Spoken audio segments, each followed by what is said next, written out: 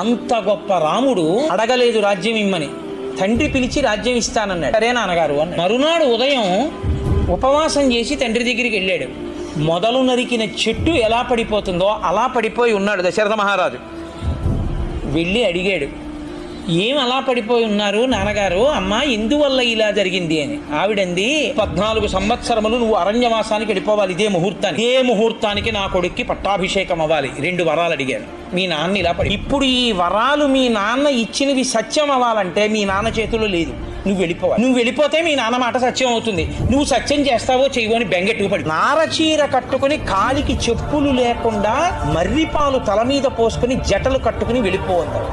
ఆయన అన్నాడు, అమ్మ నిన్న రాత్రి రాజ్యం ఇస్తానన్నది నాన్నగారు, ఇవాళ అడవికి వెళ్ళమన్నది నాన్నగారు చెప్పింది చేయడం నాకు ఇష్టం, కానీ నాన్నగారు రాజ్యం ఇస్తే ఇష్టం, అడవికి వెళ్ళమంటే ఇష్టం కాని కొడుకుని నేను కానమ్మా.